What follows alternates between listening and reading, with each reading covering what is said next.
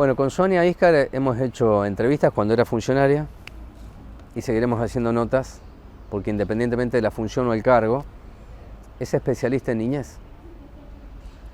Y estoy convencido que lo que se puso en la mesa y rápidamente intenta taparse la discusión sobre la niñez. ¿Qué significa esto?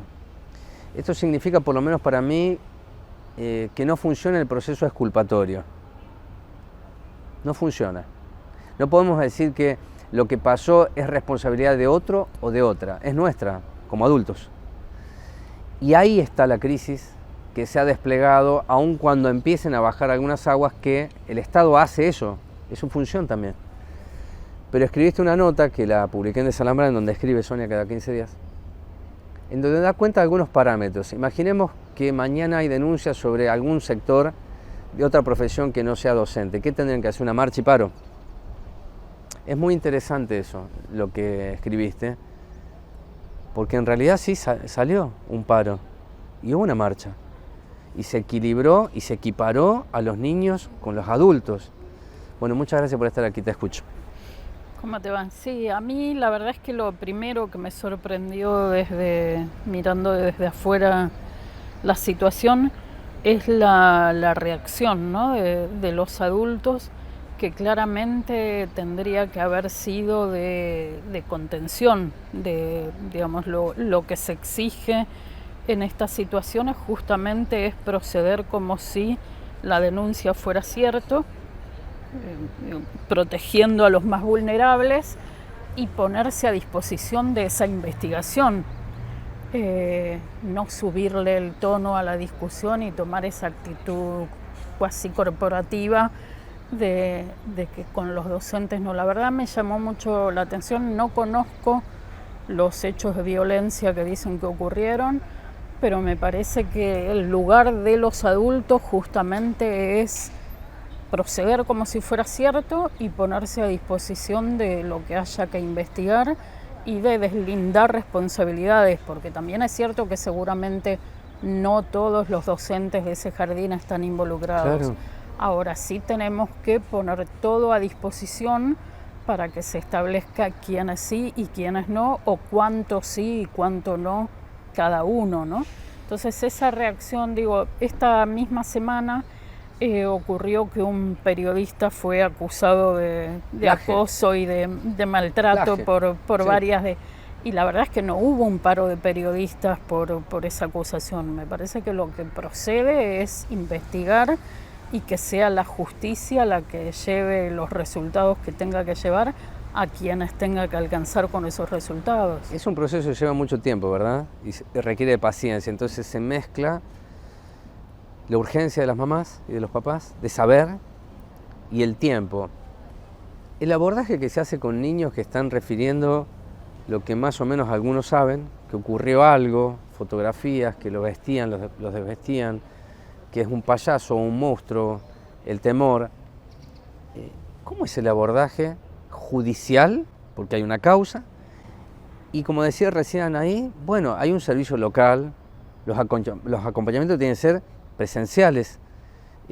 Eso quiero saber. Me gustaría que lo expliques eso, por favor. Sí, mira, en principio aclararte que como tema en principio no es un tema de niñez, del sistema de protección de niñez, porque el sistema de protección de niñez le corresponde intervenir cuando el chico está siendo vulnerado por aquellos que deben protegerlo. ¿Padres o tutores? Sí, o claro, okay. Progenitores, tutores. Sí. En este caso no, en este caso tenemos adultos que están protegiendo.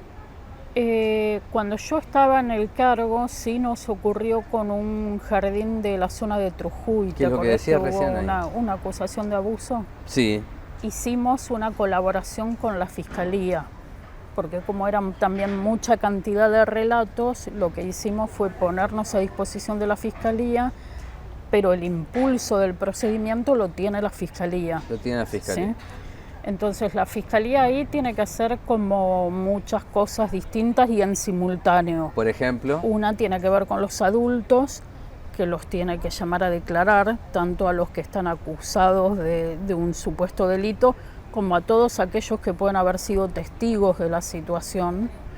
Tiene que llamar a la directora, a las docentes, a todas. Sí, Estamos a hablando todos. de este, Sí, el caso sí. Jardín 950. Sí, Claro. porque en el relato que hacen de que a los chicos los sacaban y los trasladaban, también los otros docentes o el personal auxiliar pueden haber visto o no, justamente de lo que se trata es de que vengan o a confirmar o a negar si vieron o no vieron esas situaciones.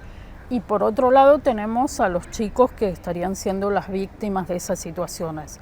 El abordaje con los chicos siempre corresponde que sea en cámara Gesell. Bien. En las causas penales, ¿sí? En otras no. Pero con los chicos tiene que ser en cámara Gesell y son los especialistas de las oficinas de atención a la víctima de la Fiscalía los que van a confirmar o no los relatos que se están dando, ¿no? Cámara Gesell, viste que cuando se habla de abuso de niños y niñas se instala y no se entiende qué es eso. Es como que sabemos pero no sabemos. La cámara Gesell es básicamente una declaración en sede penal, pero en un espacio especialmente preparado para atender a un chico. ¿Viste alguna vez esto? Adentro de una cámara Gesell no, afuera. No estuve nunca. Nunca. No. Y la declaración la toma un psicólogo o psicóloga, lo toma un profesional especializado y los defensores de quienes estén acusados y el fiscal está escuchando esa declaración. ¿Los padres y madres lugar, pueden estar? ¿Deben estar? Con el chico no. No, afuera, mirando, sí, porque pueden estar me imagino un vidrio que no se ve del otro lado y todos aquí escuchando. Me imagino eso. Sí, pueden estar. ¿Sabés que creo que en ese procedimiento es clave la autonomía del profesional? Clave. Sí, seguramente. Lo digo así porque si el profesional que va a hacer cámara Gesell tiene una cucaracha y le está diciendo esto y esto, y como me interesa hablar del jardín, creo que perdimos de vista algo. Son niños de 3 años. 3 años. A un niño, yo tengo un niño de 4 años, no se le puede decir qué, cómo, cuándo y dónde y lo responde. No es así, no es un adulto. Entonces, ¿sabés qué siento? A veces la rabia que tengo es que le estamos pidiendo los adultos que los niños digan qué, cómo, cuándo y quién fue. Igual, ¿no? Por un lado nosotros, yo sé que los profesionales de cámara Gesell están muy preparados. No es que tenemos un problema con los profesionales que hacen cámara Gesell. No es la autonomía, dije yo, ¿no? La autonomía. Está bien. Con lo que sí tenemos un problema es con el colapso de la justicia y con los tiempos tal vez de esa cámara Gesell, por ejemplo. De hecho, tengo entendido que estos chicos todavía a ninguno les tomaron ese testimonio, ¿no?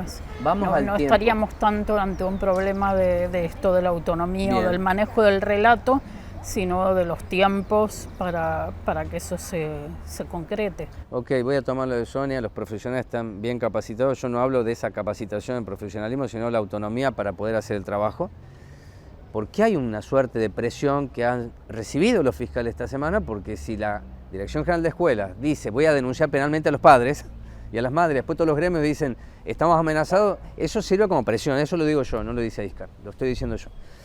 Ahora, ¿cuál es el tiempo?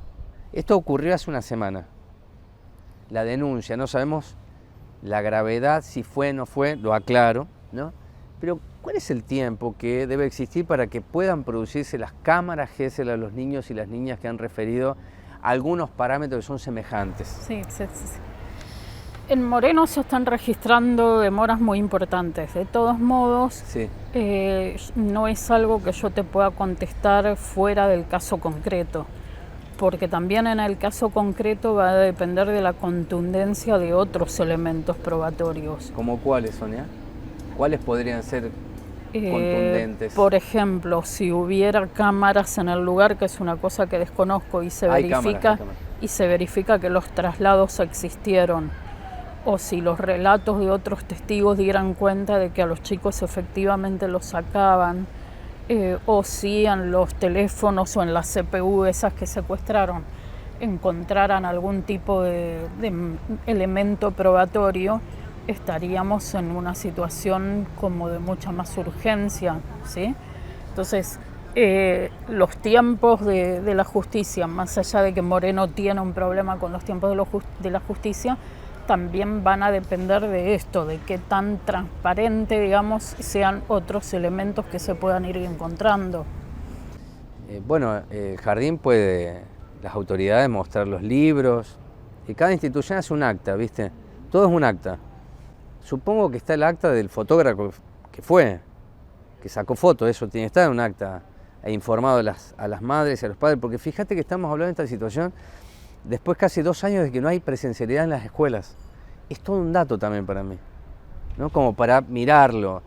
¿Qué pasa cuando vuelve? Bueno, aparece todo aquello que probablemente estaba en algunos hogares, porque hemos charlado y has escrito notas sobre lo que es el abuso intrafamiliar.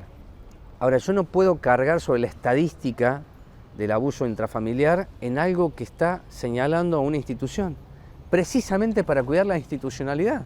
Hablemos de lo que se hizo, qué no se hizo, qué está, qué no está. Sí, de hecho, por ejemplo, a mí me llama mucho la atención el relato de los payasos, ¿no? ¿Por qué?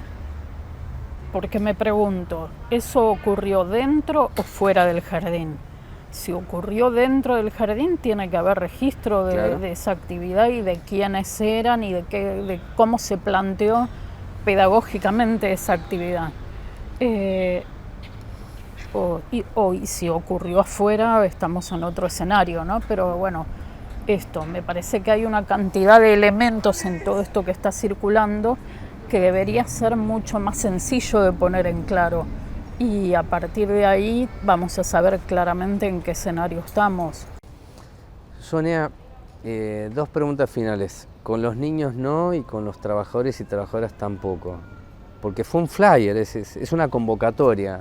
Cuando la leíste, ¿qué te pasó?